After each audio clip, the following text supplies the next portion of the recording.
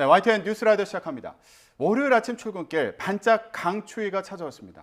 아유, 저도 오늘 나오는데 너무 춥더라고요. 예, 아주 두툼한 패딩을 꺼내 입었습니다. 네, 저도 오늘 목도리를 2바퀴 두르고 왔습니다. 이렇게 떨어진 기온 탓에 어제 내린 눈과 비가 얼어붙으면서 출근길 빙판길 미끄럼 사고가 우려됩니다.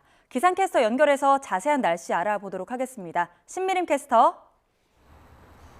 네, 상암동 야외 스튜디오에 나와 있습니다. 네, 신미림 캐스터도 장갑에 목도리까지 아주 단단히 추위에 대비한 것 같습니다. 예, 강추위가 기승이라고요? 네, 비구름 뒤를 따라서 찬 공기가 밀려오며 밤사이 기온이 뚝 떨어졌습니다.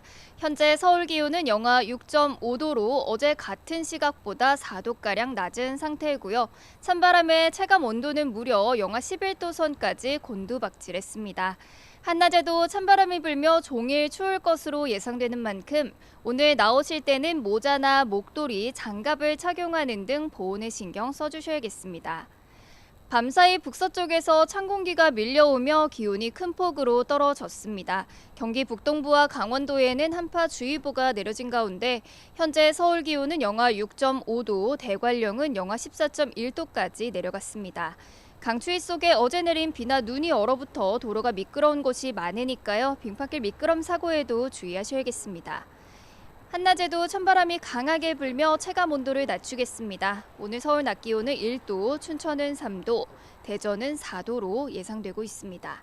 이번 추위는 내일 낮부터 예년 기온을 회복하며 점차 누그러지겠고요. 남은 한 주간 심한 추위는 없겠습니다.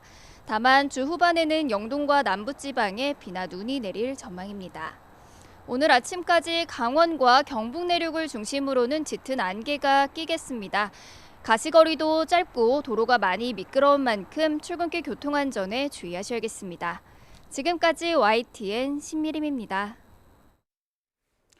밤사이 세종시에 있는 아파트에서 불이 나서 일가족으로 추정되는 3명이 온몸에 화상을 입고 의식이 없는 상태로 병원으로 옮겨졌습니다. 달리던 승용차에서 불이 나 80대로 보이는 운전자가 숨진 채 발견되기도 했습니다. 사건 사고 소식 홍민기 기자입니다. 아파트 창문 밖으로 불길이 치솟고 소방대원은 연신 물을 뿌립니다. 대피한 주민은 걱정스러운 모습으로 진화 상황을 지켜봅니다. 세종시 한솔동에 있는 아파트 7층에서 불이 난 건 어젯밤 11시쯤. 폭발음과 함께 불길이 치솟았다는 신고가 소방서에 접수됐습니다. 11시쯤인가 폭발하는 소리가 나면서 밑에 불꽃이 튀더라. 지진 난 줄 알았어요.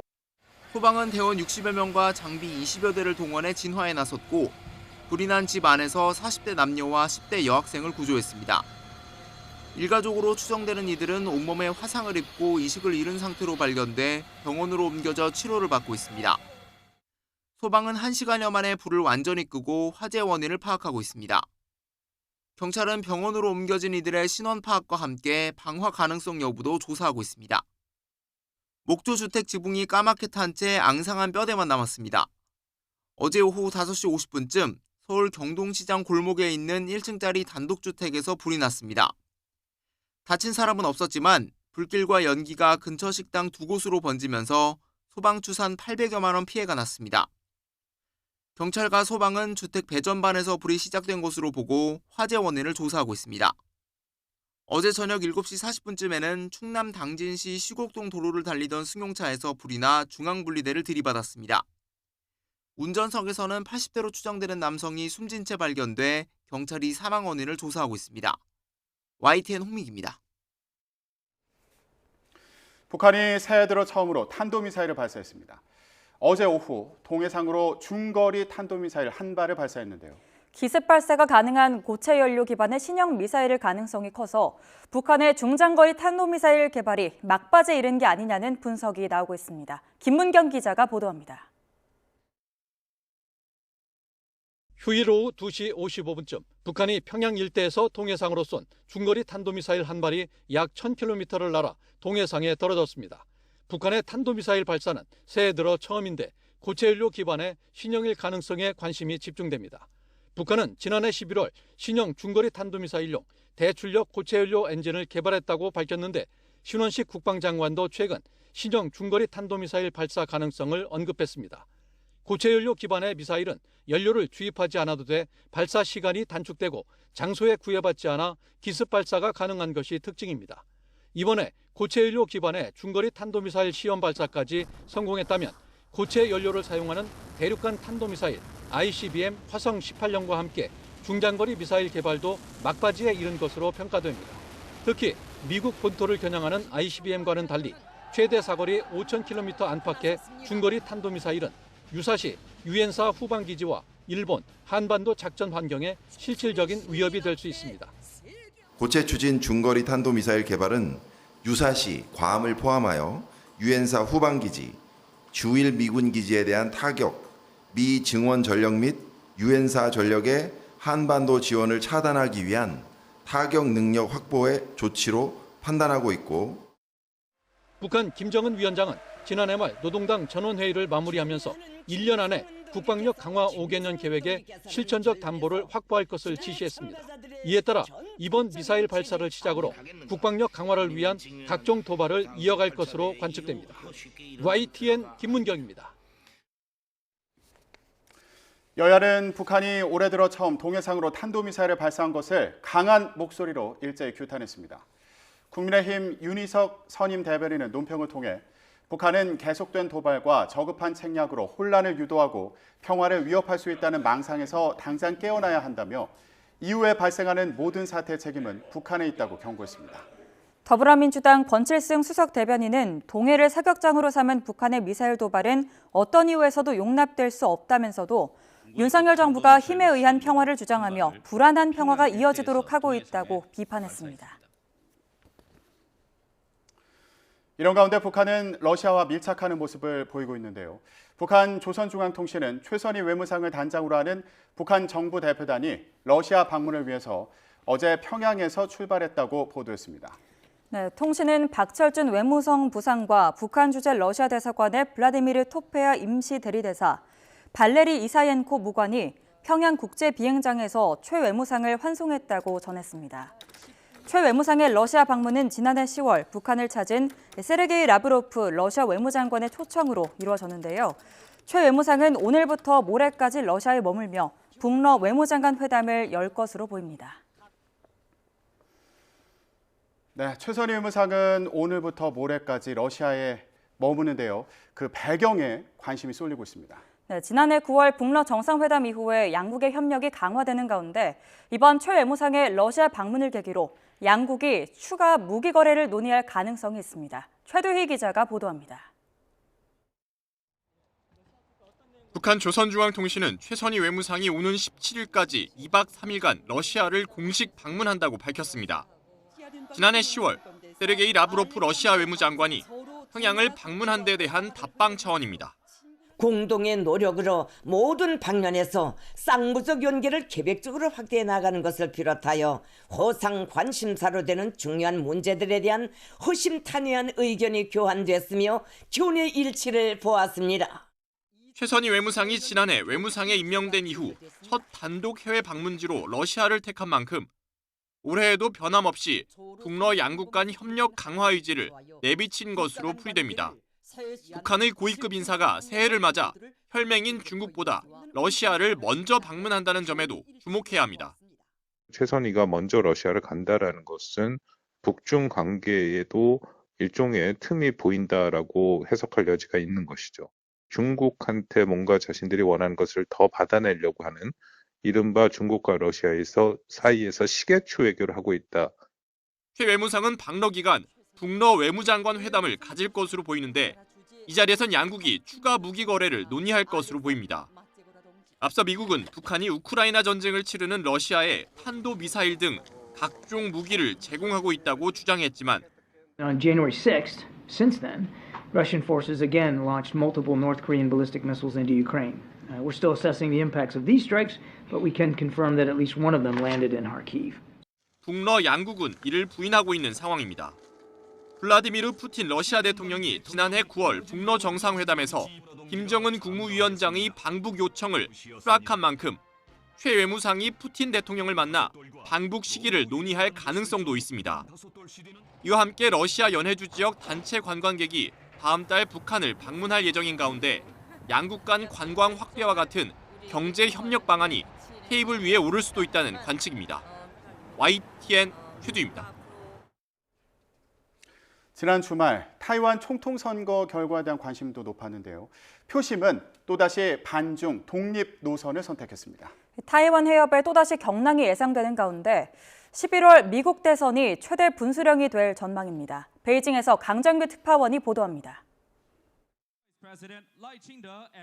친미 독립 성향의 민진당 라이칭더 후보가 직선제 도입 이후 12년 연속 집권이란 새 역사를 썼습니다. 2024世界大选年最瞩目的第一场大选，台湾缔造了民主阵营的第一场胜利。 그러나 4년 전과 달리 득표율은 물론 입법위원 선거에서도 과반의 지지를 얻지 못했습니다. 중국은 타이완 주류 민의를 대변하지 못한 선거 결과라고 깎아내렸습니다. 타이완 분리 독립과 외세 간섭을 반대한다며 미국 정부의 당선 축하 성명에도 발끈했습니다. 停止美台官方往来，停止向台独分裂势力发出任何错误信号。 일단 5월 취임식 전까지 중국은 군사, 경제, 외교 수단을 총동원해 전방위 압박에 나설 전망입니다. 봉쇄에 준하는 무력 시위나 양안 간 자유무역협정 폐지 같은 고강도 보복 조치도 거론됩니다. 미국이 타이완에 파견하는 대표단의 형식과 교류 내용 등이 변수가 될 것으로 보입니다. 다만 11월 대선을 앞두고 정세 불안을 원치 않는 조 바이든 미국 대통령은 수위 조절에 나섰습니다.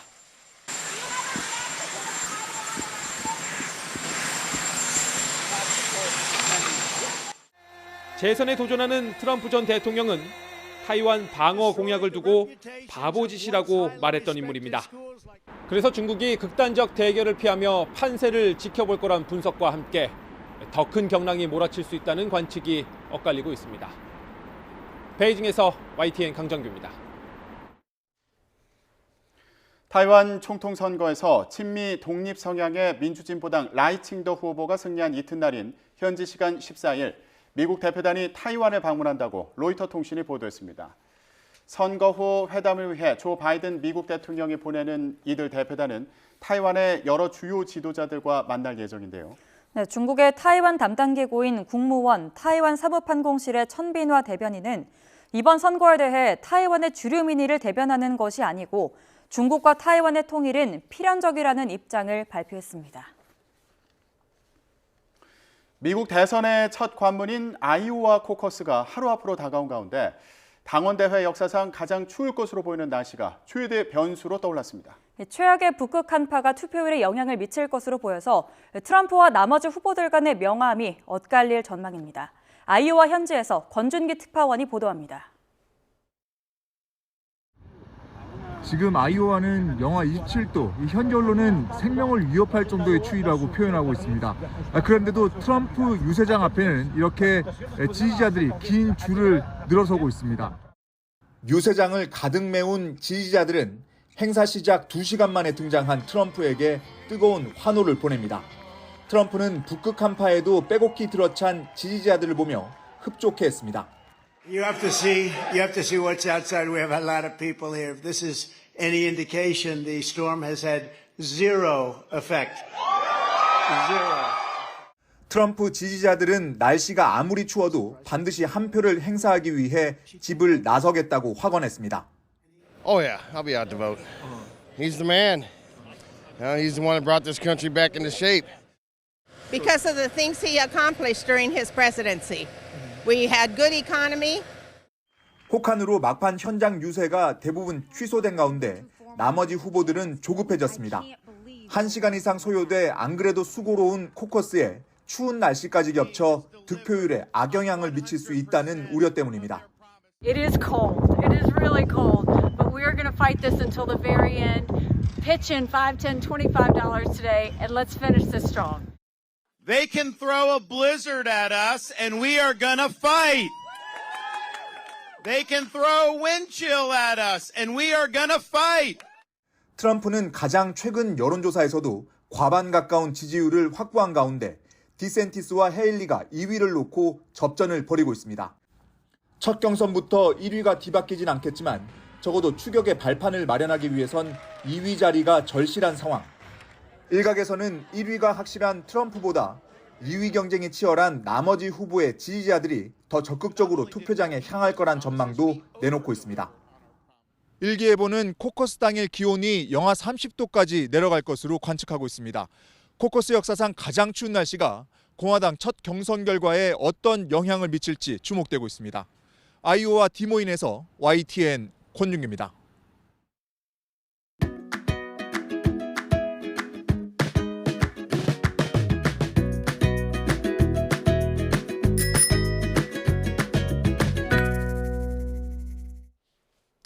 네, 정치권 소식 이어가겠습니다.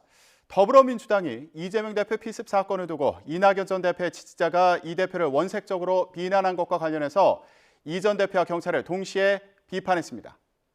사건 당시 이 대표의 부상이 가볍다는 취지의 정부기관 명의의 문자 메시지에 대해서는 총리실을 상대로 법적 대응에 나서기로 했습니다. 조성호 기자가 보도합니다.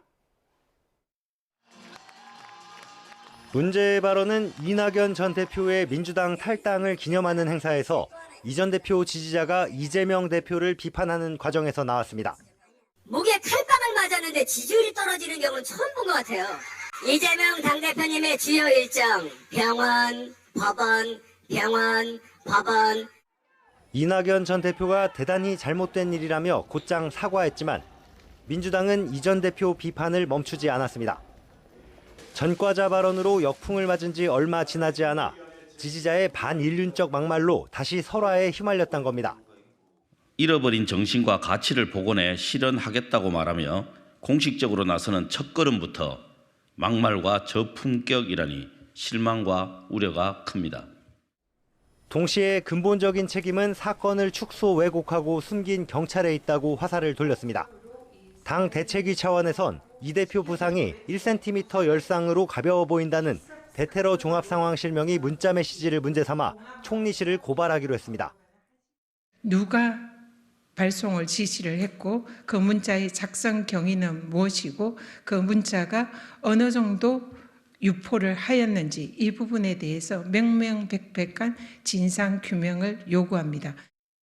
국민의힘은 민주당 내에서는 비명계를 향하던 망언이 이낙연 전 대표 강성 지지자에게서도 나왔다며 양측을 싸잡아 비판했습니다. 혐오의 정치를 종식하기 위한 길이 참으로 힘들어 보입니다. 이미 민주당 내에 만연해 있는 강성 지지자들 주도의 팬덤 정치가 그 폐해를 고스란히 드러낸 셈입니다. 민주당이 수사 결과에 의혹을 제기하면서 배후를 밝히라고 주장하는 것도 증오와 대립을 조장하려는 목적으로밖에 보이지 않는다고 질타했습니다. 퇴원한 이재명 대표가 자택 치료를 받으며 집거를 이어가는 가운데 여야는 물론 야권 내부에서도 정치 테러 사건을 둘러싼 공방은 끊이지 않고 있습니다. YTN 조성호입니다. 한동훈 비대위 체제 출범 이후 첫 고위 당정이 열렸습니다. 그동안 수직적이라는 지적을 받아온 당정 관계 변화가 있을지 관심을 받았죠. 자, 평소와 다르게 총리 공관이 아니라 국회에서 열린 걸 두고도 당정 관계 변화를 보여주려는 거 아니냐 이런 해석이 나오기도 했는데요. 어제 현장으로 가보시죠. 총선을 앞두고 있는 정국이지만 실현 가능성 없는 정책이라든가 그냥 기대만 부풀려 놓고 책임지지 않는 정책은 저희 당은 하지 않으려 합니다. 정부에서도 그 점을 충분히 유념해 저희를 좀 뒷받침해 줬으면 좋겠습니다. 때문에 정부는 당이 전하는 민심을 바탕으로 정책을 만들어야 합니다.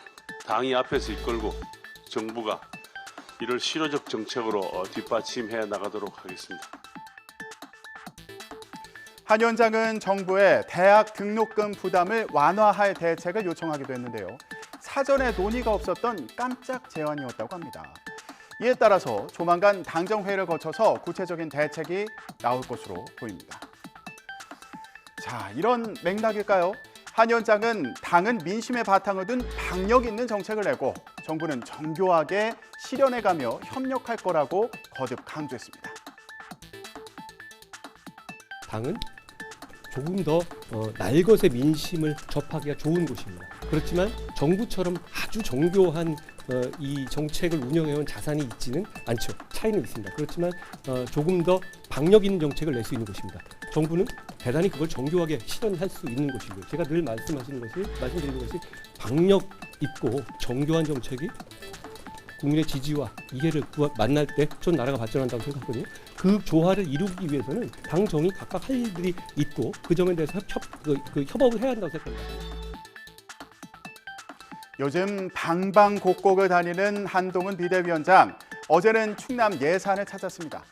앞서 충북과 강원도, 부산을 방문했을 때 지역별로 인연을 소개하며 환호를 받았죠.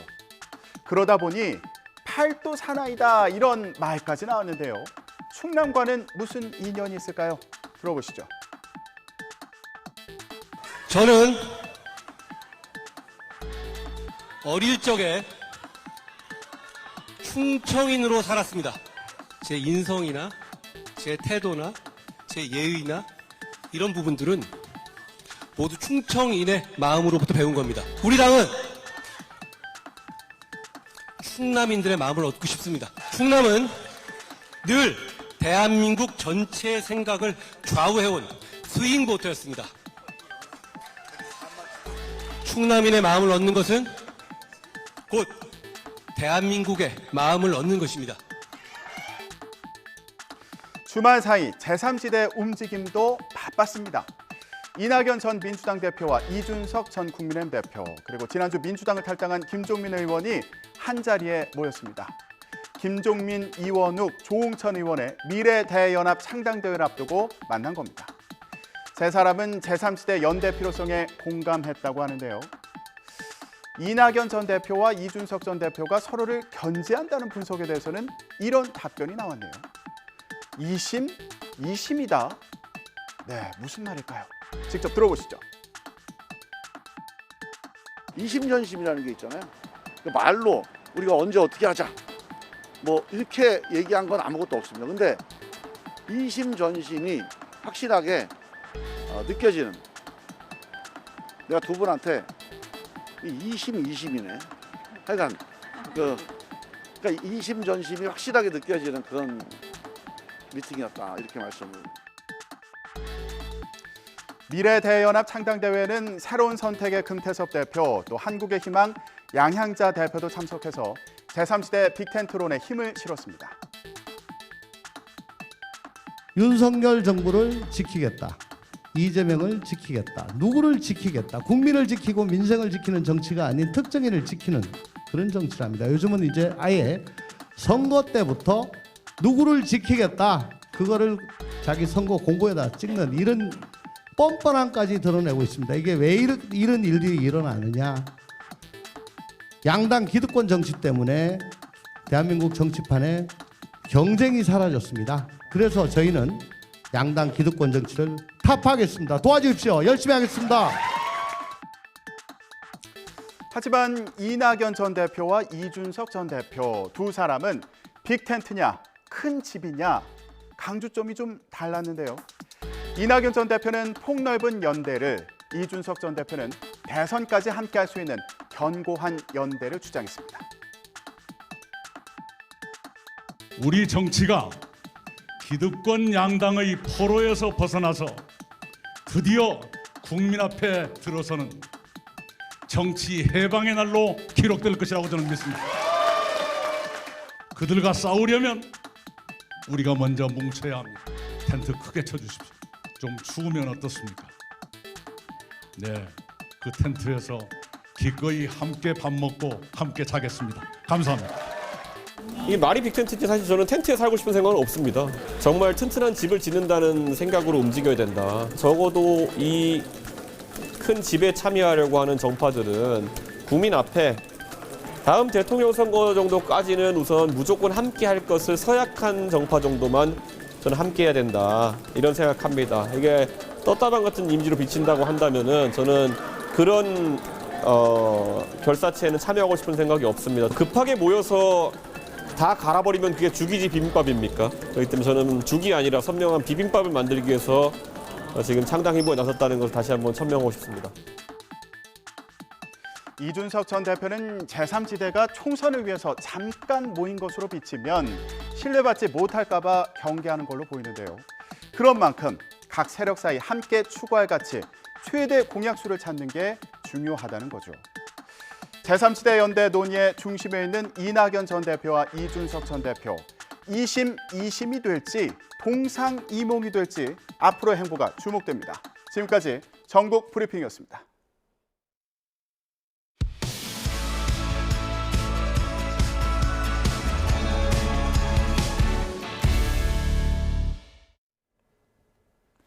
네, YTN 뉴스라이더와 함께하고 계십니다. 지난 주말 사이에 이 영상이 큰 이슈였죠. 10대 청소년이 60대 경비원을 폭행하는 영상이었는데요. 폭행한 청소년의 친구가 영상을 인터넷에 올리면서 논란이 됐습니다. 60대 어르신은 사과를 받았고 처벌을 원치 않는다고 했다는데요. 하지만 경찰의 판단은 달랐습니다. 이렇게 폭행을 당한 뒤에 기절해 있는 영상이 있는 만큼 상해죄 적용이 가능할 거라고 봤습니다. 또 영상을 유포한 행위도 문제가 될 수 있다고 합니다.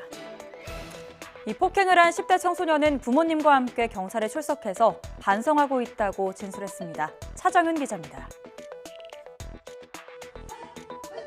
경비원으로 보이는 60대 남성과 10대 남성이 주먹을 휘두르며 몸싸움을 벌입니다. 주먹을 피한 10대가 경비원을 넘어뜨려 제압한 뒤 발로 걷어차며 일방적인 폭행이 이어집니다. 지난 12일 새벽, 경기도 남양주시의 한 상가 건물에서 60대 경비원이 10대 청소년에게 폭행을 당하는 모습입니다. 경비원이 상가 건물에서 소란을 피우는 A군 일행을 훈계했고 이 과정에서 서로 몸싸움이 벌어졌습니다.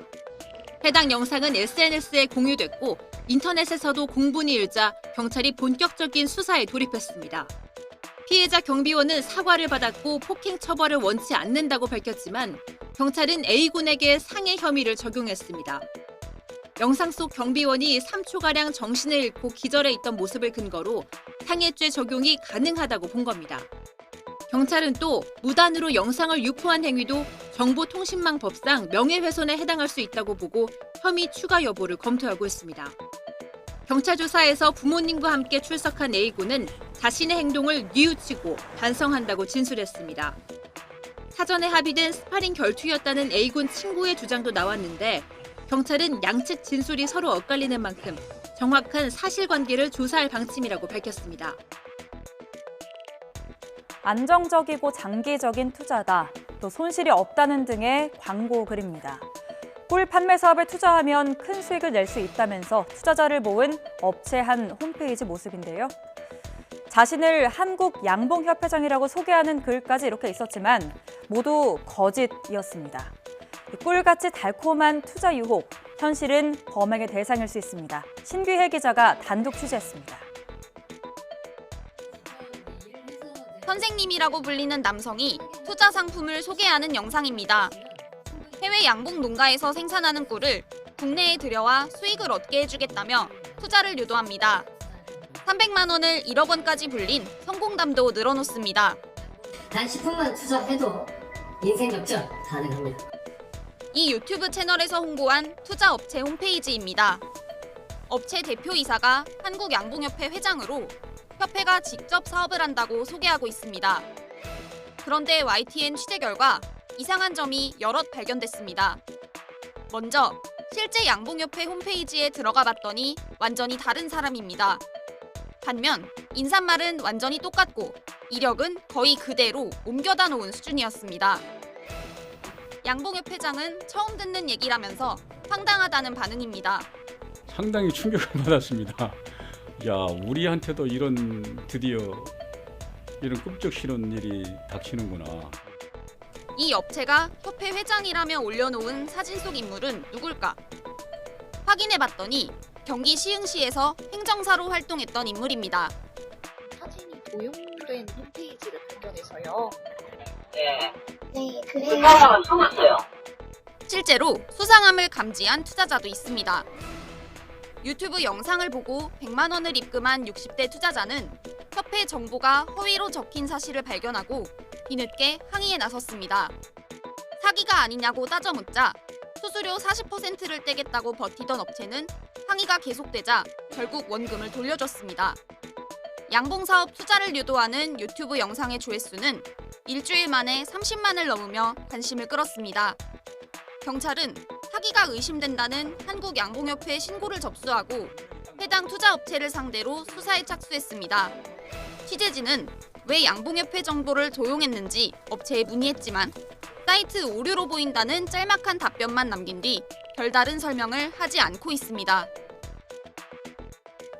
네, 경기도 김포 고촌읍에 새로 들어선 아파트 단지 모습입니다. 이렇게 다 지었는데 입주가 불가능하답니다. 그 이유는 단 63cm 때문입니다. 공항 주변인데 제한 고도를 넘어서 건물이 지어졌습니다. 마른 하늘의 날벼락은 입주 예정자들에게 떨어졌습니다. 자녀의 학교 문제나 대출금 상환 등 여러 가지 문제가 엮여 있는 만큼 더 난감할 수밖에 없을 텐데요. 이걸 어떻게 하면 좋을까요? 윤태인 기자가 현장에 다녀왔습니다. 경기 김포시 고촌읍에 있는 아파트 단지입니다. 지난 2020년 11월부터 시작한 공사는 최고 15층 높이로 마무리돼 입주 준비를 모두 마친 상태입니다. 하지만 엘리베이터 타워 높이에 문제가 생겨 아직 한 집도 입주를 못하고 있습니다. 입주 예정일은 지난 12일. 새 아파트 이사를 기다리던 입주 예정자들은 날벼락 같은 불어 소식에 발만 동동 구를 뿐입니다. 당장 자녀의 학교나 대출금 상환 등의 피해가 불가피하게 됐습니다. 살 곳이 없어요 지금 나라에. 한 달 전만 얘기를 했어도 뭐 어떤 대책을 세우는데 지금 무방비 상태란 말이에요 지금. 이 추운 겨울에. 난감하다고 지금. 김포공항 주변 건축물은 항공기가 안전하게 운항하도록 고도를 법으로 제한하고 있습니다. 조합원들은 임시 사용 승인을 요청했지만 김포시는 아파트 엘리베이터 타워를 제한 높이에 맞춰 재시공해야 한다는 방침을 분명히 했습니다. 또 준공 보고서를 허위로 제출한 시공사와 감리사를 상대로 고발에 나서는 등 형사 책임도 묻기로 했습니다. 전문가들은 아파트 시공 과정 중 제대로 점검이 되지 않아 발생한 문제로 보인다고 지적했습니다. 만약에 이런 오차가 난다면 사전에 설계 변경 허가를 받아서 시공을 했었다면 시공자라든지 감리자라든지 책임을 면할 수 있는 기회가 있었는데 김포시는 시공사의 재시공 계획과 입주민 보상 대책 등 조치 계획을 제대로 이행하는지 철저히 감독할 예정입니다. 아파트 높이를 낮추려면 빨라야 2개월 뒤에나 입주가 가능할 것으로 보여 엄동설안의 입주 예정자들의 불편은 당분간 이어질 전망입니다. 네, 올해부터는 음식을 살 때 보면 유통기한 대신 이렇게 소비기한이 표시됩니다. 유통기한은 제조일로부터 유통과 판매가 허용된 기간이고요. 소비기한은 우리가 보관만 잘하면 얼마든지 섭취가 가능한 기간을 의미합니다. 유통기한으로 그동안 표시가 되다 보니까 실제로 먹을 수 있는데도 버려지던 문제가 줄어들 거라고 하는데요. 음식 낭비나 환경오염 문제를 해결해서 사회적 이익이 기대된다고 합니다. 하지만 문제가 한 번에 해결되진 않겠죠. 그렇다면 남은 과제는 무엇인지 김선희 기자가 설명해드리겠습니다. 지난해 도입된 소비기한 표시제도. 1년간의 계도 기간을 거쳐 올해부터 유통기한 대신 소비기한을 표시하고 있지만 아직도 모르는 사람들이 많습니다. 유통기한은 제조일로부터 유통과 판매가 허용된 기간, 한마디로 식품을 팔아도 되는 기간입니다. 소비기한은 보관 방법만 잘 지키면 식품 섭취에 문제가 없는 기간을 말합니다. 보통 유통기한이 소비기한보다 짧아서 먹을 수 있는데도 버려지는 게 많아 음식 낭비와 환경 오염 문제가 거론돼 왔습니다. 소비기한으로 바뀌면서 연간 약 1조 원 규모의 사회적 이익이 기대되고 있습니다. 생산이나 재고 관리 부분에서 예측 가능성이 조금 상승할 수 있는 부분, 이제 수출적인 부분에서 놓고 보면 운송할 수 있는 기간이라든지 이런 것들을 고려한다고 그러면 좀 더 유리한 측면이 있을 수 있겠고. 정부는 두부와 막걸리 등 총 700여 개 품목의 소비기한 참고값을 제시하고 있는데 기존 유통기한보다 많게는 2배 이상 늘어납니다.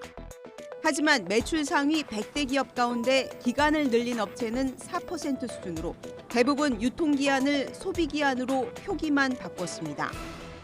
소비자가 가정에서나 보관할 때 온도 같은 게 이제 지켜지지 않으면 식품의 안전 문제 이런 걸 좀 위협할 수 있기 때문에 안전이 식품업계에서는 안전이 최우선이거든요. 최선의 기간을 좀 보수적으로 잡는 소비기한 사용은 세계적인 추세로 OECD 대부분 국가가 도입한 상태입니다. 결국 소비자와 유통사, 제조사가 소비기한에 대한 명확한 인식을 갖고 보완해 나가는 것이 선결 과제입니다. 무엇보다 소비자가 식품을 섭취하는 기간이 길어진 만큼 엄격한 품질 관리로 부작용을 사전에 방지하는 것이 관건이 될 전망입니다. 지구 표면에 서로 다른 지각판이 갈라지는 판의 경계 지역에 있는 아이슬란드는 화산 활동이 가장 활발한 곳으로 꼽힙니다. 최근 한 달도 채 안 돼서 화산이 또 폭발했는데요. 거대한 용암이 장벽마저 무너뜨리며 주택을 삼켰습니다. 류재복 기자가 전해드립니다. 마을에서 불과 450m 떨어진 곳에서 시뻘건 불꽃과 함께 연기가 치솟습니다. 땅이 갈라진 틈에서는 계속해서 용암이 뿜어져 나옵니다. Hún svona 100-200 metra, hún lengdist nú meðan við vorum að ljúga. Við fórum í loftið upp úr 8 og horfum á þetta í svona 1,5 tíma, eða tæpa 2 tíma. 용암은 이내 마을로 향합니다. 피해를 막기 위해 만든 방어벽마저 무너지자 주택을 삼키기 시작합니다. 다행히 화산 폭발 전 주민들을 대피시켜 인명 피해는 없었습니다. hlutinni bara gerast hratt og þetta hraun mun því miður flæða hratt í átt að nyrstu byggð í Grindavík. 화산이 폭발한 지역은 아이슬란드 남서부 그린다비크 부근입니다. 이곳은 한 달도 채 안 된 지난해 12월 18일에도 화산 폭발이 있었습니다. 당시 주민 4,000명이 대피했다가 일부가 되돌아왔는데 다시 몸을 피하게 됐습니다. 아이슬란드는 유라시아와 북미 지각판이 갈라지는 판의 경계에 자리 잡고 있어 지구상에서 화산 활동이 가장 활발한 지역으로 꼽힙니다. 지난 2010년 화산 폭발 때에는 화산재가 유럽 전체에 퍼져 항공기 10만 대가 뜨지 못하는 대혼란을 빚었습니다. YTN 주북입니다. 매년 전 지구의 온도를 색으로 표현해서 배치한 기후 줄무늬라는 게 있습니다. 색이 붉어질수록 기후위기가 심각해진다는 걸 직관적으로 알 수 있게 한 건데요. 매년 붉은색이 늘어나던 이 줄무늬에 가장 진한 붉은색이 새로 추가됐다고 합니다. 어떤 의미가 있는 건지 김민경 기자가 전해드립니다. 파란 줄이 이어지다 하얀색 줄이 생기더니 이번엔 붉은색으로 바뀝니다. 영국의 기후과학자 에드 호킨스가 개발한 기후 줄무늬입니다. 세로줄 한 개는 1년의 평균 기온을 의미하는데 1971년부터 2000년의 평균 기온을 기준으로 기온 감속폭이 클수록 진한 파란색, 상승폭이 클수록 진한 빨간색으로 표시됩니다. 최근 몇 년 사이 기후 줄무늬에는 빨간색 계열이 계속 나타납니다. 그만큼 지구 기온이 상승했다는 겁니다. 그런데 맨 오른쪽에 가장 진한 빨간색이 추가됐습니다. 지난해 상황을 반영한 건데 전 세계 평균 기온이 14.98도로 관측사상 가장 높았기 때문입니다. 365일 내내 지구 일평균 기온이 산업화 이전보다 1도 이상 높았고 한 해의 절반에 달하는 173일 동안은 기후변화의 마지노선으로 여겨지는 1.5도를 넘어섰습니다. 문제는 지난해부터 이어진 엘니뇨의 영향으로 올해는 기온이 더 높아질 수 있다는 전망이 우세하다는 겁니다. 현재 동태평양 수온이 평년보다 2도 이상 높은 슈퍼 엘니뇨죠. 지금으로 본다면 몇 주에서 두 달 내로 가장 최정점을 찍을 것으로 보입니다. 올해 지구촌이 산업혁명 이후 가장 뜨거울 것이란 경고가 나오는 가운데 우리나라도 봄과 여름철 이상 고온이 우려됩니다. YTN 김민경입니다.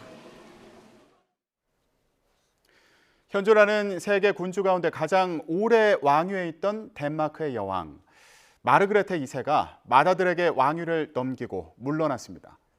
지난 2022년 영국 엘리자베스 2세 서거에 이어서 덴마크 여왕의 퇴위로 유럽의 입헌 군주국 가운데 여왕은 한 명도 남지 않게 됐습니다.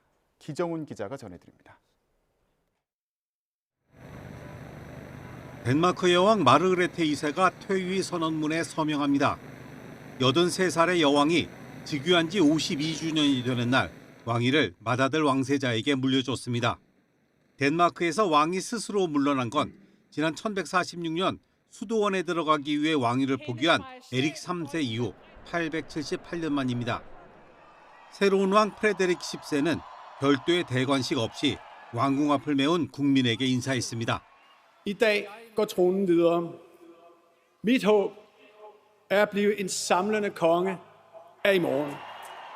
반세기 만에 왕위 계승 현장을 보기 위해 10만 명 넘는 많은 인파가 몰렸습니다. 특히 왕의 유고로 인한 승계가 아닌 덕에 국민은 환호했습니다. Came pretty early to make sure we had a great spot to see the whole royal family, and we are excited. Now we have a king. We've been used to a queen.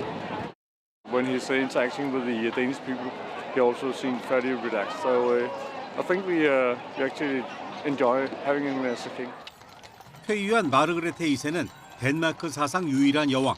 지난 2022년 영국 엘리자베스 여왕 서거 후 유럽에서 유일한 여성 주권 군주였습니다. 스웨덴 등 여왕 즉위가 예정된 곳이 있긴 하지만 현재로선 유럽에 여왕은 한 명도 남지 않았습니다. 각종 왕실 스캔들로 말이 많은 영국과 달리 덴마크는 국민의 80% 이상이 군주제를 지지하고 있습니다. 철인 3종 경기를 즐기는 프레데릭 10세는 왕세자 시절부터 소탈한 모습으로 인기가 높았고 호주 출신의 메리 왕비도 적극적인 태도로 호감을 얻고 있다는 평가입니다. 코펜하겐의 티볼리 정원에서는 180년 만에 최대 규모의 불꽃놀이로 새로운 왕과 왕비의 탄생을 축하했습니다. YTN 기정훈입니다. 미국의 친이란 예멘 후티 반군에 연일 공격을 가하면서 중동 전쟁이 확전하는 거 아니냐는 우려가 나오고 있습니다. 미국과 이란 모두 전면전을 원하지는 않는다고 밝혔지만 중동의 화약고에 붙은 불씨는 언제든 번질 수 있습니다. 최용주 기자가 보도합니다. 미국은 지난 12일 약 30개에 달하는 후티 반군의 거점에 첫 공습을 가한 지 하루 만에 또 추가 공습을 감행했습니다. 2차 공격 대상은 후티 반군의 레이더 기지로 토마호크 미사일을 동원해 미국 단독으로 공습을 가했습니다. 예멘의 레이더 시설이 홍해 해상 교통에 위협이 된다고 판단했기 때문인데 향후 추가 공습 가능성도 내비쳤습니다. We will make sure that we respond to the Houthis as they continue this outrageous behavior, along with our allies. 이에 후티 반군은 미국의 공습으로 아무런 피해나 사상자가 발생하지 않았다고 주장하며 전방위 보복을 경고했습니다. 후티 반군은 실제로 예멘 남부 아덴만에서 한 상선을 향해 대함 탄도미사일을 발사하기도 했는데 미국의 공습 이후 군사훈련을 더욱 강화하며 보복을 다짐하고 있습니다. نؤكد لشعبنا العزيز ولأحرار الأمة العربية والإسلامية جهوديتنا لخوض معركة الفتح الموعود والجهاد المقدس مع أمريكا وإسرائيل.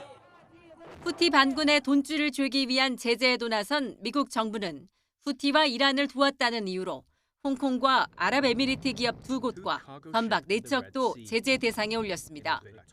다만 이란과의 전면 대리전 양상은 원치 않는다는 게 미국의 입장입니다. We're not interested in a war with Yemen. We're not interested in a conflict of any kind here. In fact, everything the president has been doing has been trying to prevent any escalation of conflict. 확전의 열쇠를 쥔 이란 역시 미국의 후티 공습을 비난하면서도 전면전은 원치 않는다며 확전 가능성을 경계했습니다. 이에 따라 중동 전역으로 전쟁이 확대될 가능성은 현재로선 크지 않아 보이지만 후티를 비롯한 친이란 무장 세력의 도발은 더욱 거세질 것이란 전망입니다. YTN 최영수입니다. 예멘 후티 반군을 미국과 영국이 공습하며 중동 정세가 불안정해지자 정부가 중동 지역의 국내 석유가스 수급 현황과 유가 영향을 점검했습니다. 산업부는 국내 원유와 LNG 도입에 차질이 없고 중동 인근에서 항해 선적 중인 유조선과 LNG 운반선이 모두 정상 운항 중이라고 확인했습니다. 또 수급 비상 상황에 대비해 석유공사, 가스공사와 함께 국내 석유, 가스 비축 현황을 확인하고 비상 대응 매뉴얼도 점검했습니다. 네, 아시아를 대표하는 축구 잔치 아시안컵이 지난 13일 시작돼서 약 한 달간의 대장정에 돌입했습니다. 저희는 벌써 응원하는 마음으로 이렇게 붉은 악마 머리띠를 하고 있습니다. 여러분들 응원의 마음이 좀 느껴지시나요? 제발 64년 묵은 갈증을 깨고 대한민국 대표팀이 아시안컵 우승을 탈환하기를 바라는데요. 기대감이 점점 커지고 있어요. 예, 그렇습니다. 2조에 속한 대한민국 오늘 저녁에 바레인과 조별리그 첫 경기를 치르는데요. 네, 오늘 열릴 바레인전부터 앞으로 펼쳐질 경기까지 함께 전망해 보도록 하겠습니다. 대한축구협회 부회장인 한준희 축구 해설위원 나오셨습니다. 어서 오세요. 네, 안녕하세요. 예, 제 거 준비 안 하셔서 고맙습니다.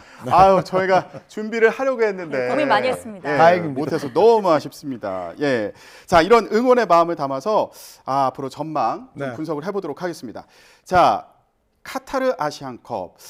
코로나를 이유로 한 해 미뤄지고 이제 드디어 열리게 됐는데 카타르에서 열린다고 하니까 이거 혹시라도 우리 선수들이 경기를 하기에 좀 덥지 않을까 이런 걱정이 되기도 하는데요. 근데 원래 이제 중국에서 여름에 열릴 계획이었다가 이제 코로나 팬데믹으로 인해서 카타르에서 지금 개최하기로 변경이 된 거 아닙니까? 예. 근데 중국에서 여름에 하는 것보다는 카타르의 요즘 날씨가 훨씬 쾌적하리라고 저는 생각하거든요. 그래요? 네, 우리가 1년여 전에 이미 카타르 월드컵도 봤습니다만 11월, 12월 그때 하는 것보다 오히려 지금 정도 날씨면은 카타르가 뭐 20도 안팎에서 추워도 뭐 한 18, 19도 더우면은 뭐 한 24, 25도 요 사이에서 움직일 거기 때문에 상당히 선수들 적응하기는 좋을 거라고 생각이 됩니다. 아주 쾌적한 날씨가 네네. 되네요. 예, 그렇게 좋은 환경에서 이제 오늘 그럼 바레인과의 조별리그 첫 번째 경기를 앞두고 있잖아요. 그런데 아시안컵이 이렇게까지 화제가 되는 건 흔한 일은 아닌 것 같습니다.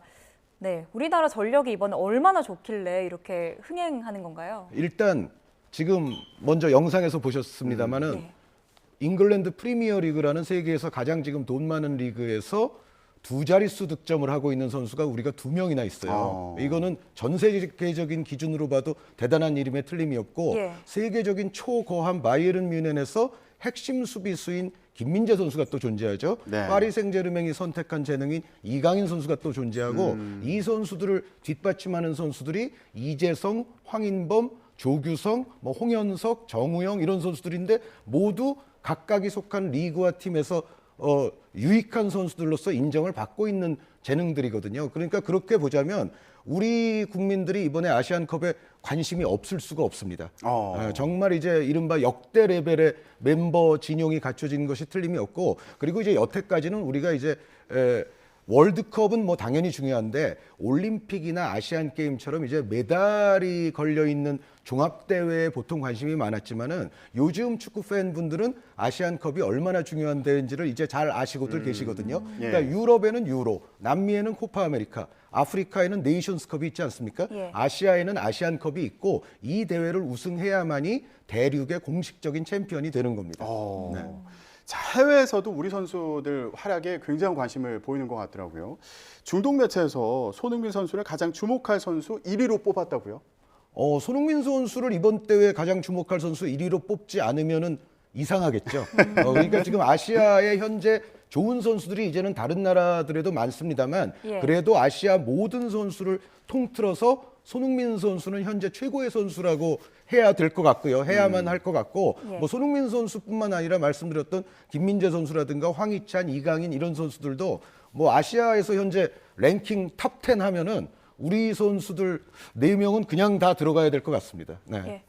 이 소니를 포함해서 라인업이 정말 화려한데요. 그런데 조금 우리 선수들 걱정되는 부분이 있다면 지금 몇몇 선수들의 부상 이슈가 있습니다. 지금 황희찬, 김진수 선수가 훈련도 참가 못하고 있다고 하던데요. 네, 황희찬 선수가 엉덩이 근육 쪽에 좀 부상이 있고 김진수 선수는 이제 종아리 쪽에 부상이 있는데 황희찬 선수는 글쎄요, 조별리그 첫 경기, 두 번째 경기가 조금 불투명한 상황이고요. 김진수 선수의 부상이 약간 좀 더 걱정이 됩니다. 어느 정도 이제 장기화될지 역시 지금은 정확히 알 수는 없지만 황희찬 선수 같은 경우는 사실 월드컵 때도 부상으로 2경기를 못 나오다가 세 번째 포르투갈전에서 교체로 나와서 엄청난 드라마틱한 또 역전골을 잡아냈었잖아요. 황희찬 선수가 물론 이제 조별리그 초반에 없게 된다면 우리로서는 분명히 아쉬움은 있으나 말씀드렸던 대로 우리 지금 대표팀은 황희찬 선수 한 명이 빠진 조별리그의 경기들 정도는 처리할 수 있을 정도의 저는 전력이 된다고 보고 뭐 예를 들어 그 자리는 이재성 선수가 들어가도 되고 이재성 선수가 타박상은 있습니다만 이재성 선수는 아마 그렇게 큰 무리는 없을 거거든요. 예. 그렇다면 뭐 이재성이라든가 정우영 뭐 이런 선수들이 황희찬 선수의 자리를 메울 수 있기 때문에 조별리그를 넘어가는 데 있어서는 저는 그렇게 큰 걱정은 하지 않고 있고 다만 김진수 선수의 부상이 장기화될 경우에는 그 위치에 전문적인 왼쪽 측면 수비수가 이기재 선수밖에 없기 때문에 네. 그 위치의 선수층에는 약간 문제가 생길 가능성도 없지 않아 있습니다. 네. 선수들이 부상을 극복할 수 있기를 열렬히 응원하겠습니다. 근데 위원님, 아니 우리나라가 아시안컵에서 64년 동안 우승을 못했다. 네. 전 이 얘기도 깜짝 놀랐어요. 놀랄 만한 이야기죠. 그러니까 우리가 1회, 2회 대회, 그러니까 마지막 60년 2회 대회를 우승한 이후에 우승이 없습니다. 그런데 그 사이에 일본이 우승 4차례, 사우디와 이란이 우승 3차례씩 거머쥐었고 또 다른 나라들도 군데군데 또 우승한 나라들이 있거든요. 그런데 우리가 이제 우승을 또 한동안 못했던 이유 중에 하나는 말씀드렸던 대로 이제 월드컵, 올림픽, 아시안 게임 이제 이런 대회들에 좀 중시하다 보니까 약간 그 아시안컵을 막간에 하는 대회 정도로 조금 생각했던 시기도 있긴 있었어요. 그런데 그것만이 우리가 또 계속 우승을 못했던 이유의 전부는 아닙니다. 그러니까 21세기 들어선 이후부터는 아시안컵의 중요성을 우리도 각인을 했거든요. 그런데 그런 대회라 할지라도 그때마다 우리의 발목을 잡는 팀이 적어도 한 팀 이상은 있었습니다. 네, 그러면서 2007년부터도 좀 계속 아쉬운 행보가 이어졌는데 이번에는 반드시 그 안 좋은 징크스를 깼으면 하는 바람이 굴뚝 같습니다. 이번에 우승을 하면 또 팬들도 그렇고 선수들도 정말 행복할 텐데요. 그러기 위해서 우리가 어떤 팀을 상대하는지도 좀 중요할 것 같습니다. 가장 좀 견제하고 우리가 예의주시해야 할 팀은 어떤 팀일까요? 일단 눈앞에 놓인 오늘 저녁 8시 30분 바레인전부터 잘해야 될 것 같고요. 물론 이제 저도 이 언론에서 이렇게 질문을 받을 때마다 뭐 16강은 예를 들어 이 팀과 만날 수 있고 8강, 뭐 4강 그 예상되는 시나리오를 말씀은 드리는데 예측들이 많더라고요. 네, 그러니까 16강 가능성은 이제 이라크와 가능성이 있고요. 여기서 통과하면 8강 이란과의 가능성이 있고 4강은 카타르와의 가능성이 있고 결승에서는 아마도 한일전이 역사적으로 성사되지 않을까라는 그런 추정이 있는데 이거는 어디까지나 추정일 뿐이고 두 분도 이제 월드컵 시작하기 전에 각 조별리그 순위 예상들을 해보시면 실제로 그 예상대로 모든 조가 결정되지는 않습니다. 그래서 사실은 우리가 물론 이제 16강, 8강, 4강 한일전 이런 어떤 예상 시나리오를 가져보는 건 좋지만 그럼에도 당장 중요한 것은 역시 바레인, 요르단 그리고 말레이시아와의 조별리그를 아주 신속하고 편안하게 넘어가야만이 그 이후의 토너먼트에 가서도 우리가 높은 곳까지 올라갈 수 있는 또 원동력을 축적할 수가 있거든요. 그래서 당장 저는 사실은 바레인전부터 잘하기를 바라고 있습니다. 네. 자, 오늘 경기 선수들 최선을 다하기를 기대하겠고요. 말씀하신 것처럼 결승전이 한일전 되는 거 아니냐 이런 전망들 하고 있는데 자, 어떻게 좀 예상하십니까? 만약에 결승전이 한일전이 되면 냉정하게 말씀드리겠습니다. 그러니까 우리 대한민국과 일본이 장점, 단점들이 조금씩 있습니다. 그러니까 우리가 갖고 있는 장점을 일본이 못 가진 게 있고 일본이 갖고 있는 장점을 우리가 좀 못 가진 게 있습니다. 그러니까 우리는 말씀드렸던 대로 정말 거물급 선수 몇 명의 파워는 일본을 압도할 만도 하고요. 반면에 이제 일본은 전체적으로 전 포지션에 걸쳐서 고르게 양질의 선수들이 또 분포가 돼 있어요. 그래서 전체적인 어떤 선수층이나 로테이션의 어떤 여유는 일본이 조금 나은 면은 있거든요. 그래서 이것이 과연 만약에 두 팀이 결승에서 붙는다면 7번째 경기거든요. 7번째 경기쯤 되면은 두 팀 모두가 상당히 컨디션이나 체력적으로 좀 저하될 수가 있는데 이때 누가 좋은 상태를 유지하느냐가 결국은 승부의 관건이 될 가능성이 가장 큽니다. 결승까지 가기 전에 일단 오늘 경기부터 잘해야 된다 이렇게 말씀해 주셨는데 아니 근데 크리스만 감독도 어려운 경기가 될 것 같다 이런 얘기를 했어요.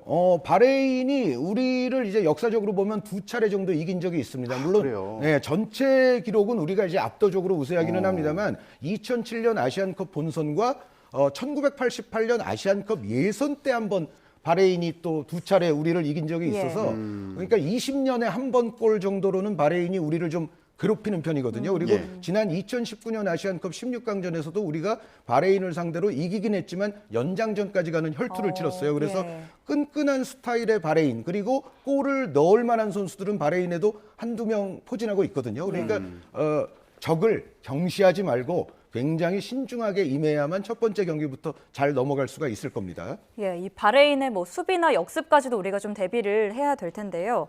그러면 이제 오늘 조별리그의 첫 단축격인 오늘 이제 가장 집중해서 봐야 할 관전 포인트는 뭐를 꼽을 수 있을까요? 일단 우승 후보급 강팀이라 할지라도 어떤 큰 대회의 첫 경기는 모두에게 좀 어렵거든요. 어제 일본도 베트남에게 사실 꽤 고전을 했었는데 그래서 우리도 이제 첫 경기라는 부담을 최대한 조금 털어버리면서 우리 선수들이 제 실력을 발휘하는 게 중요하다는 생각이고 그리고 역시 바레인은 그 190cm가 넘는 유수프 헬랄이라는 공격수가 또 포진하고 있습니다. 그래서 쓸데없는 불필요한 세트 플레이를 상대에게 많이 허용하는 것은 우리로서도 좋지 않을 거라고 예상이 됩니다. 오늘 선발 라인업은 어떻게 될까요? 네, 오늘의 선발 라인업은 아무래도 우리로서는 지금 출격할 수 있는 최선의 라인업이 나올 가능성이 높은데 황희찬 선수 자리는 이재성 선수가 타박상에서 완전히 벗어나기만 한다면 이재성 선수가 나올 수 있다는 생각이고요. 그리고 이제 김진수 선수 부상을 말씀하셨지만 그 위치는 기본적으로는 지금 이기재 선수가 뛰고 있기 때문에 전체적인 모든 이제 주전 멤버에다가 황희찬 선수 자리에 아마 이재성 선수 혹은 정우영 선수 요 정도가 아마 바뀌어서 나올 텐데 전체적으로는 아마 클린스만 감독이 최근에 계속 활용해왔던 우리의 일진 멤버들이 모두 나올 겁니다. 예, 그러면 이강인 선수는 어떤 역할을 할 거라고 보세요? 이강인 선수는 주로 이제 오른쪽 측면에서 뛰면서 오른쪽 측면에만 머물러 있지 않고 중앙으로 자유로운 움직임을 가져가는 우리 대표팀 최고의 찬스 메이커 역할을 하거든요. 그러니까 최근에 우리 대표팀이 골을 넣는 장면에서는 이강인 선수의 모습이 항상 있습니다. 이강인 선수가 직접 어시스트를 하든지 골을 넣든지 아니면 골과 연관되는 과정에서의 핵심적인 역할을 하고 있기 때문에 오늘 경기에서도 이강인 선수를 주목해 보신다면 틀리지 않은 예상이 될 겁니다. 네, 자 그럼 마지막으로 오늘 경기 앞두고 있는 우리 선수들에게 당부의 말 한마디 좀 전해주시죠. 네, 역대 레벨의 팀이라는 평가를 받고 있는 만큼 역대 레벨의 지금 관심도 받고 있거든요. 그렇죠. 선수들이 그러한 어떤 관심에 대한 부담으로부터 조금 가볍게 벗어나서 경기를 하면 좋겠고 하지만 그럼에도 불구하고 그라운드 위에 올라섰을 때는 상대가 누구이든지 간에 최선의 신중의 신중을 기해서 또 경기를 했으면 하는 바람이 있습니다. 네, 알겠습니다. 저희도 응원하는 마음으로 경기 지켜보겠습니다. 지금까지 대한축구협회 부회장인 한준희 축구 해설위원과 함께했습니다. 말씀 고맙습니다. 네, 감사합니다.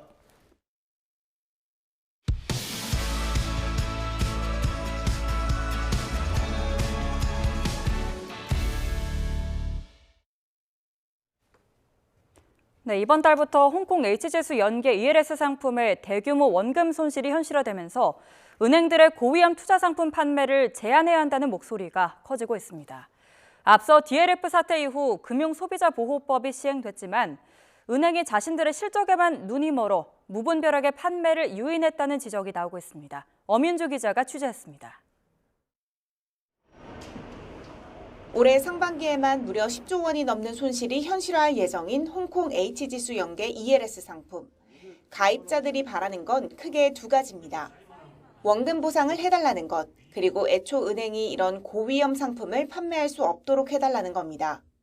다시는 이런 거는 은행에서 취급을 안 했으면 좋겠어요. 아무것도 모르게 앉은 자리에서 단 1, 2분 만에 가입 상품 만들어가지고 거기서 선동해가지고 가입시켜놓고 그 다음에는 나 몰라라고. 예적금처럼 안정적인 투자 성향을 가진 고객이 대다수인 은행이 고위험 상품을 위탁 판매하는 게 맞지 않는다는 취지입니다. 앞서 금융당국은 지난 2019년 DLF 사태를 계기로 은행의 고난도 금융상품 신탁 판매를 금지했습니다. 은행에서는 고난도 사모펀드 및 신탁의 판매를 제한하겠습니다. 은행은 예금과 같이 원리금 보장 상품을 주로 취급하는 만큼 투자자를 오인시킬 수 있는 고위험 상품 판매는 자제될 필요가 있습니다. 하지만 은행권의 강한 반발로 결국 금융당국은 판매 한도 제한과 소비자 보호 조치 강화를 조건으로만 파생 상품을 팔 수 있도록 한 발 물러섰습니다. 하지만 이번 ELS 사태를 계기로 은행권이 이 같은 약속을 지키지 않는 정황들이 드러났습니다. 2021년 당시 미중 갈등으로 홍콩 증시의 앞날이 불투명한데도 자체 판매 한도를 오히려 늘렸고 핵심 성과 지표에서 ELS 같은 고위험 상품을 팔아야만 높은 점수를 주도록 한 게 대표적입니다. 일부 상당히 부적절한 KPI 설정이라든가 여러 가지 어쨌든 운영상의 문제점이 드러난 마당에 지금 이제 창고에서 판매가 어떻게 문제점이 있는지를 지금 검사를 통해서 보고 있는 것이고, 은행 창고에서 증권사에서나 파는 파생상품 판매를 아예 취급하면 안 된다는 목소리가 커지는 이유입니다. 은행들은 난감한 입장입니다. 파생상품 판매로 인한 수수료 수익 외에 은행이 비이자 수익을 낼 수 있는 건 어렵기 때문입니다. 시중은행의 경우 이자 수익에 대한 부정적 인식이 커진 상황이거니와 미국 은행과 대비해 낮은 비이자 수익 비중을 고려컨대 ELS 판매를 전면 중단하는 것은 비이자 수익뿐만 아니라 다양한 투자 수요를 제한할 수 있다는 점에서 무리가 있습니다. 금융당국이 은행의 불안전 판매 여부를 이르면 다음 달 안에 결론 내겠다고 밝힌 가운데 은행의 고위험 상품 판매 논란은 또 한 번 불거질 전망입니다. YTN 엄인주입니다. 이른바 철근 누락 사태에 따른 GS건설의 영업정지 8개월 처분의 유지 여부가 다음 달 초에 최종적으로 결정될 전망입니다. 국토교통부는 GS건설의 영업정지 기간을 결정하는 행정처분심의위원회를 법조계와 학계, 건설업계 인사로 구성해 지난달 GS건설 청문을 마쳤습니다. 심의위는 앞으로 한 달 동안 청문 내용과 서면 의견 등을 토대로 지난해 8월에 내려진 영업정지 8개월 조치의 적정성 등을 평가할 예정입니다. GS건설은 영업정지 기간이 내부적으로 수용 가능한 범위를 넘어서면 법원에 집행 정지 신청과 취소 소송을 제기한다는 계획입니다. 행정안전부는 2023년 귀속 연말정산 서비스 일정에 맞춰서 오늘부터 다음 달 2일까지 정부 24회 연말정산용 재증명 발급 서비스 전용 창구를 개설합니다. 이 전용 창구를 통해 주민등록 등본과 기초생활수급자 증명서, 외국인 등록사실 증명서와 장애인 증명서, 대학교 재학 증명서까지 모두 5종의 증명서를 편리하게 발급할 수 있습니다. 정부와 대통령실, 국민의힘이 고위 당정협의회를 열어서 설 명절 차례상의 성수품 물가를 지난해 이하 수준으로 관리하는 설 민생대책을 발표했습니다. 설 연휴 고속도로 통행료를 면제하고 대학생 등록금 부담을 획기적으로 줄여주는 방안도 준비하고 있습니다. 이승윤 기자가 전해드립니다. 당정과 대통령실은 설 명절 연휴에 계층 간 격차 완화를 위해 물가 안정에 총력을 다하기로 의견을 모았습니다. 지난해 4인 가족 기준 차례상을 차리는데 전통시장에서는 25만 원, 대형마트에선 39만 원이 들었습니다. 당정은 과일 30만 톤에 대해 할당 관세, 즉 관세를 한시적으로 내리거나 면제하는 등의 조치로 설 성수품 물가 부담을 낮추기로 했습니다.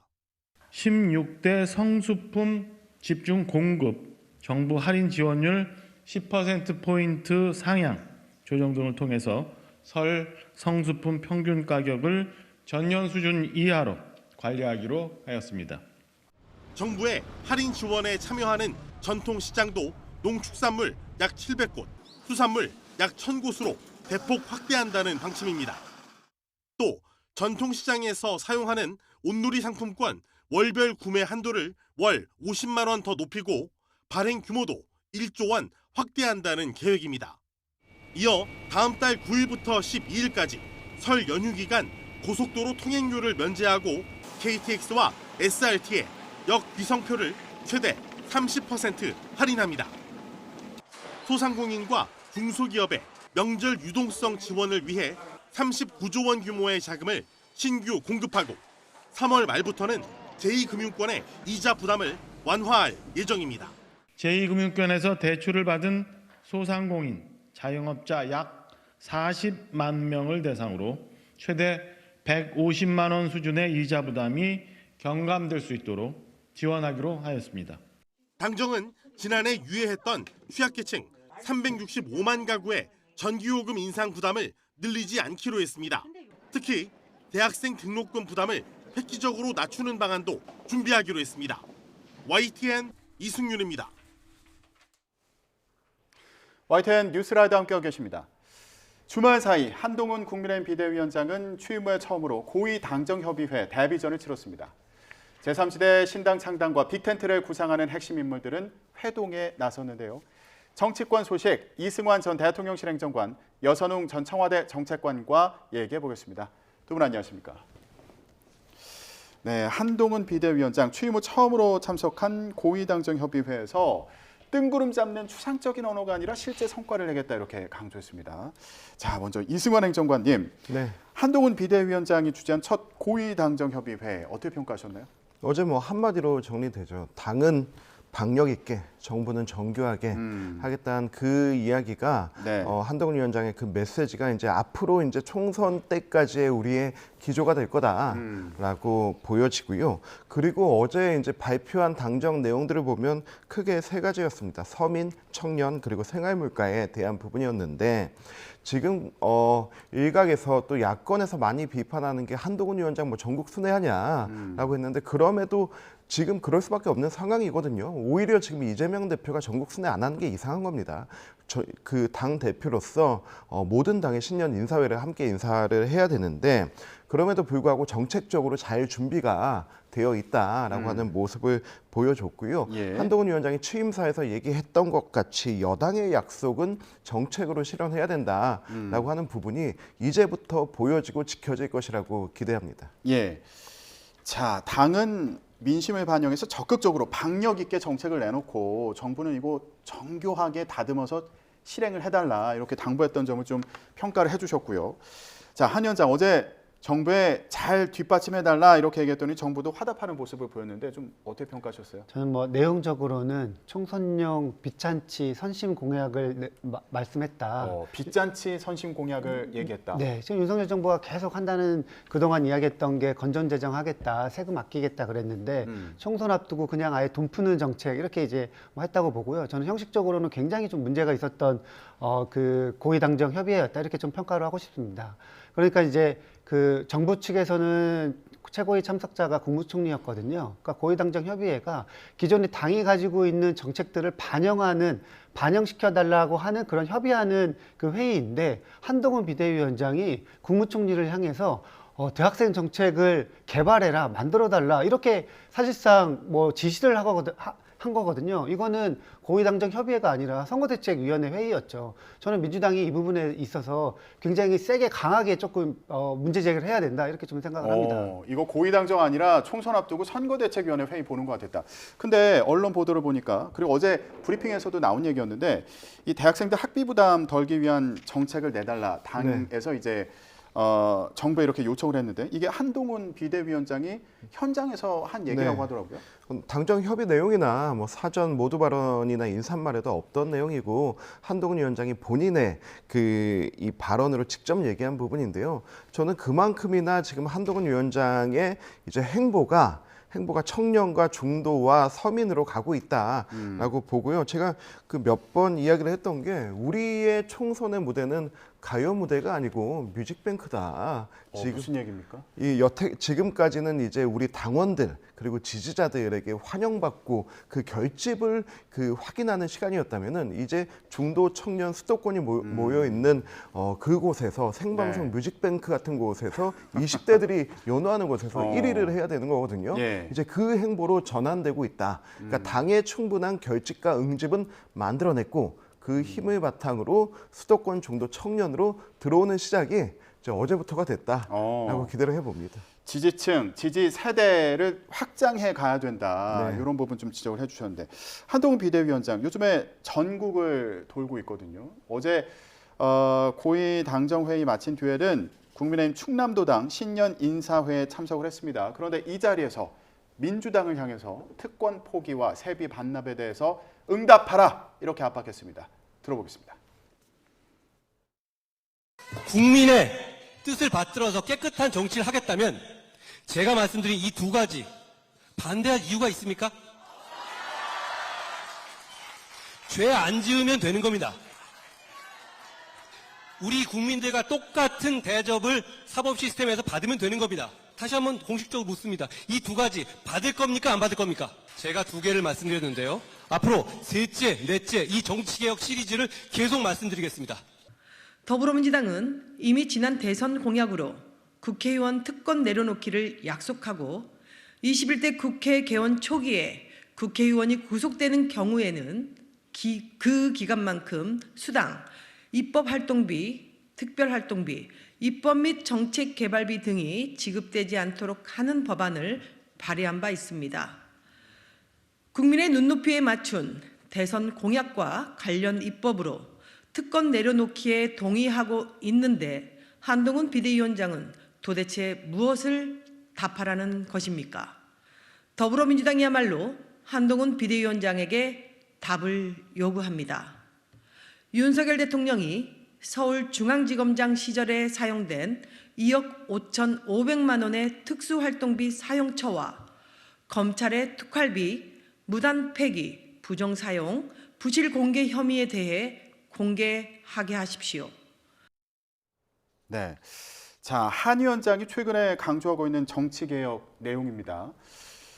재판 중인 의원이 금고형 이상의 형을 받으면 재판 기간에 받은 세비를 반납하게 하겠다. 이런 내용을 강조를 하고 있고 이거 입법하겠다 이렇게 얘기하고 있는데 이거 이재명 대표를 겨냥한 겁니까?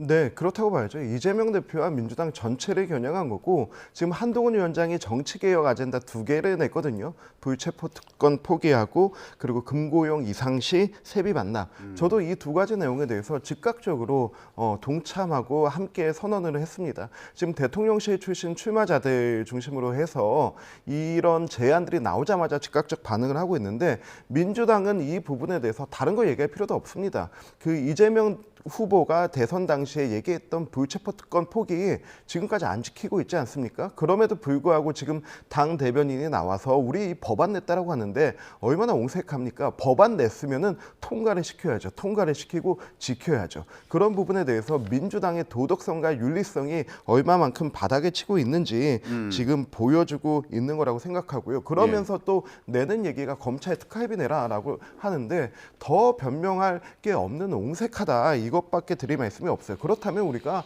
지난번에 판문점 회담했을 때 쓴 특활비 내놔라라고 해서 정말 끝이 없는 싸움을 한번 해보겠다는 겁니까? 본인들의 윤리에 대해서 한마디도 못하면서 또다시 검찰 특활비나 얘기 꺼내는 게 지금 민주당의 현실인 것 같습니다. 예, 민주당은 불체포 특권도 포기 안 하지 않았냐? 예, 이 부분 먼저 지적을 해주셨는데. 네, 뭐 그전에 이제 뭐 한동훈 비대위원장이 뭐 아까는 뭐 청년 서민 행보 한다더니 사실은 나오는 일성들을 보면은 계속 이재명 때리기밖에 없어요. 그리고 지금 뭐 정치개혁 뭐 아젠다라고 이야기하지만 사실은 뭐 여기서 국회의원들 특권 관련된 이야기는 뭐 저는 개인적으로는 약간 정치 혐오에 빗댄 약간 외부 그 뭐 여의도 때리기의 일환이다 이렇게 좀 생각을 합니다. 저는 뭐 국회의원이 가지고 있는 헌법상에 걸린 불체포 특권 같은 경우에도 이게 그냥 정치 혐오에 기대가지고 국민들한테 약간 인기가 없으니까 무조건 폐지하자 이렇게 주장하는 건 맞지 않다고 봐요. 불체포 특권 같은 경우에는 어쨌든 저기 뭐 정치가 잘 작동하고 있으면 꼭 필요한 뭔가 이 안전장치라고 저는 생각을 하고 있거든요. 그런 측면에서 한동훈 비대위원장 이제 더 이상 뭐 이재명 때리기 그리고 뭐 여의도 반혐오 정치 이런 기대한 이런 메시지 던지지 말고 진짜로 뭐 국민을 위한 약간 정책 행보 이런 거 좀 보였으면 좋겠습니다. 여의도를 때리면서 민주당에 대한 반감을 좀 사게 하려는 거 아니냐 이런 취재 말씀으로 이해가 되고요. 네. 알겠습니다. 자, 이런 가운데 한동훈 비대위원장 최근 광폭 행보를 보이면서 이게 여론에는 어떤 영향을 미치나 이것도 좀 주목을 받고 있는데 저희가 여론조사 결과 좀 준비했습니다. 보여주시죠. 자, 장내 정치 지도자 선호도를 조사했습니다. 이재명 더불어민주당 대표가 23%, 한동훈 비대위원장이 22%로 나타났네요. 한동훈 비대위원장의 최근 행보가 이런 선호도가 올라가는 데도 영향을 미쳤다고 볼 수 있을까요? 네, 뭐 여러 가지 영향이 있었겠지만 가장 다행인 것은 한동훈 위원장이 본인 스스로 본인의 저런 지지율에 대해서 크게 의미 없다. 저런 지지율에 일입이 하지 않겠다라고 하는 태도를 보여주는 게 저는 가장 큰 의미 있는 거라고 생각합니다. 그리고 지금 한동훈 위원장의 저 지지세가 당으로 이어져야 하거든요. 근데 이 이어지게 하기 위해서는 어떤 단계가 필요합니다. 한 새로운 정치인이 나오면 처음에 보이는 국민의 반응은 호기심입니다. 이 사람이 어떤 정책을 할까, 무슨 말을 할까, 이 호기심이 호감으로 바뀌거든요. 이 호감 단계에서 그 다음 단계는 정치적 호응을 보여주는 단계입니다. 지금은 저는 이 호감에서 정치적 호응 단계로 넘어가는 시기라고 보는데 이 호응을 위해서는 이제 정책과 그리고 실현 의지와 능력을 보여줘야 되거든요. 이제 그 시작이 이번 주부터는 될 거다. 왜 이번 주입니까? 그동안 너무 이제 그 지역 다니시느라 시간을 지금 한 20일 되셨는데 하루도 쉬지 않으셨거든요. 하루도 쉬지 않으시면서 모든 당원들을 다 만나셨는데 이제는 민주당을 향해 또 정부와 함께 그런 정책과 공약들을 좀 디테일하게 만지고 총선을 준비하는 행보를 보여주실 필요가 있다라고 생각합니다. 예, 어제 고위 당정을 시작으로 앞으로 이제 정책 관련 행보도 좀 힘을 주지 않겠냐 이런 얘기로 이해가 되는데 한동훈 비대위원장에 대한 선호도는 높아지는 그런 추이를 보이고 있는데 이게 당의 지지율로 이어지지는 않는 것 같다 이런 분석이 나오고 있어서요. 네, 그런 분석이 지금 많이 있죠. 그리고 한동훈 비대위원장도 지금 뭐 대선이 앞으로 차기 대선이 한 3년 정도 남았는데 지금 본인의 뭐 차기 대권 지지율은 별 의미가 없다. 오히려 초반에 2년차, 3년차 이렇게 많이 남겨서 뒀을 때 대권 지지율 높은 사람들이 다 잘 된 적이 한 번도 없거든요. 한동훈 비대위원장도 잘 알고 있을 겁니다. 그래서 한동훈 비대위원장은 어쨌든 지금 이번 총선에서 뭐 1당을 하고 지금 뭐 총선 승리를 해야 되는데 그러기 위해서는 사실은 중도층 확장을 위한 뭐 이런 전략들이 필요한데 지금 한동훈 위원장 행보들은 다 보수 결집 이 행보밖에 없었어요. 그리고 뭐 본인이 이제 그 국민의 눈높이에 맞는 뭐 국민 언어 쓰겠다, 여의도 사투리 안 쓰겠다고 이야기하는데 저는 여기 최근에 이제 전국 순회하면서 가장 좀 황당하고 좀 재밌는 게 너무 여의도 사투리를 빨리 배웠어요. 어떤 면에서 예를 들면은 이번에 충청도 가가지고 충청도에서 인성을 배웠다. 대구에서는 대구에서 뭐 정치적 뭐 출생지다. 뭐 부산에서는 뭐 사직구장에서 뭐 야구를 하면서 무슨 뭐 자천된 뭐 그거를 뭐 달랬다 이런 이야기를 했는데 그거는 이제 너무 뻔해서 여의도 노세한 정치인들도 잘 안 쓰는 표현인데 그런 거부터 배워가지고 어떻게 무슨 뭐 국민 마음을 잡겠습니까? 이렇게 좀 비판을 하고 싶습니다. 지역별로 이념을 강조했던 그 부분이 그거야말로 여의도 사투리 아니냐. 예, 이렇게 얘기를 해주셨는데 보니까 그 정당 지지율 같은 경우에는 직전 조사 때와 같은 수준을 유지하고 있는 상황인데 한동훈 비대위원장이 개인 지지율은 국민께서 잘 봐주시는 거다. 국민의힘이 정말 열심히 노력하고 있고 국민이 서서히 알아봐 줄 거다 그랬는데 자 정당의 지지율로 이어질지 좀 지켜봐야겠습니다. 자 주말 사이에 제3지대 움직임도 활발했습니다. 이낙연 전 민주당 대표 그리고 이준석 전 국민의힘 대표 그리고 민주당을 탈당한 미래대연합의 김종민 의원이 공개적으로 만났습니다. 이 3자 회동에 좀 큰 의미를 뒀던 것 같아요. 어떻게 보셨어요? 근데 좀 물리적으로만 봐도 회동 시간이 전체 한 20분이라고 하잖아요. 세 분이서 만났는데 워낙 말이 많은 세 분이면 5분, 6분 꽉꽉 채워서 얘기하신 거고 여기에 대해서 김종민 의원은 2심 전심이었다라고 하면은 2심, 2심이라 그랬죠? 2심, 2심이었다 했는데 근데 이거는 딱 그냥 본인들이 비명과 비윤 여기에서 얼마나 힘들었는지 그 정도 마음 좀 확인한 게 아닐까 생각하고 지금 3지대에서 제가 가장 관심을 가지는 거는 딱 하나밖에 없습니다. 지금 신당 창당하겠다고 7개의 세력이 나와 있는데 이 중에서 5개는 야권 발이고 2개는 여권 발이거든요. 근데 아직 가장 큰 빅체인저가 나오지 않았습니다. 조국 신당이 나와야 됩니다. 지금 그 이낙연 대표와 그리고 민주당 진영에서는 현역 의석수를 가진 배치들이 있지만은 이준석 신당 같은 경우는 개혁 신당은 지금 그 인원을 가지고 있거든요. 젊은 한 5만 명의 당원들을 가지고 있는데 조국 신당이 나오면 이게 다 역전이 될 수가 있거든요. 그래서 저는 빅체인저가 나오기를 좀 기다려 봐야 된다. 그게 3지대의 가장 큰 흐름이 될 것이다라고 생각합니다. 자, 이 제3지대 연대의 중심에 있는 두 인물이 있죠. 이낙연 전 민주당 대표와 이준석 전 국민의힘 대표인데 어제 미래대연합 창당 대회 나란히 참석해서 축사를 했는데 결이 좀 달랐던 것 같아요. 맞습니다. 이낙연 전 대표는 텐트 크게 쳐달라 이렇게 얘기했는데 이준석 전 대표는 텐트보다는 큰 집이 좋다. 떴다방이라면 참여 안 하겠다 이렇게 얘기했거든요. 이게 각각 어떤 의미가 있다고 보세요? 지금 신당끼리 이미 약간 내분 지분 경쟁 들어갔다.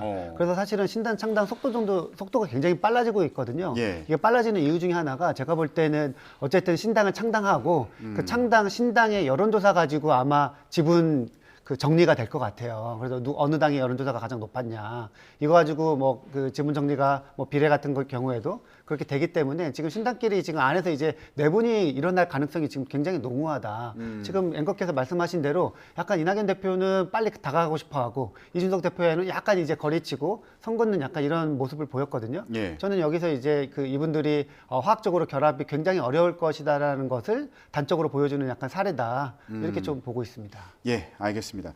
자, 제3지대 연대까지 얘기를 해봤고요. 이번 주부터 여야 공천관리위원회가 본격적인 활동에 나서게 됩니다. 이 부분도 조금 얘기를 해보도록 하겠습니다. 국민의힘에서는 이철규 의원이 인재 영입 위원장이었는데 공천관리위원으로도 참여를 하는 거잖아요. 네. 그래서 이거 결국에 윤심 공천이 실현되는 거 아니냐 이런 해석들이 나오고 있어서요. 저는 이철규 위원장의 존재를 이렇게 민주당이 크게 부각시켜 주는 게 도대체 무슨 의미가 있나 생각하거든요.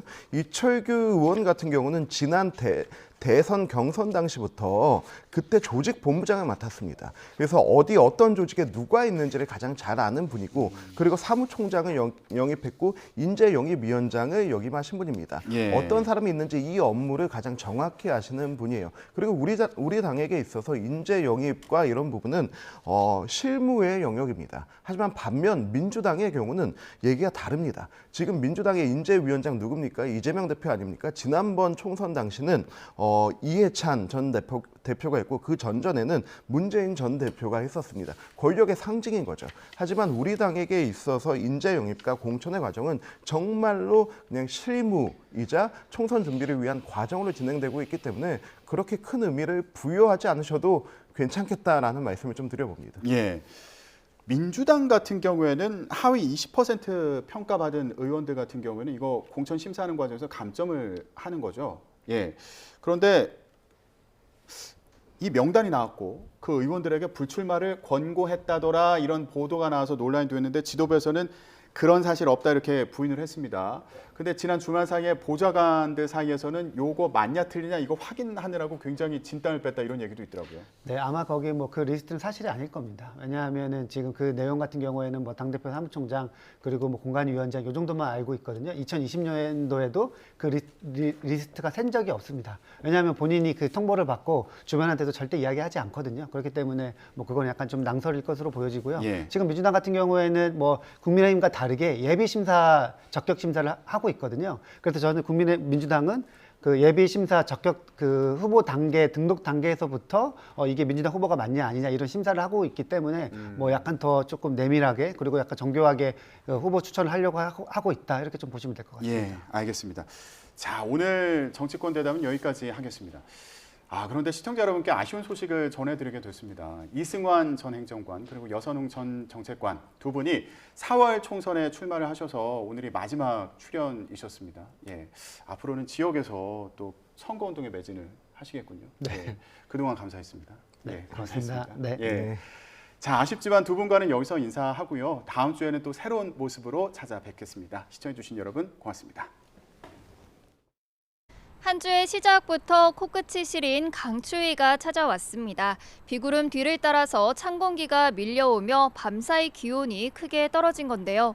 오늘 서울 아침 기온은 영하 6.9도로 어제 아침보다는 4도가량이 낮았고요. 찬바람 때문에 체감 온도는 무려 영하 12도 가까이 뚝 떨어졌습니다.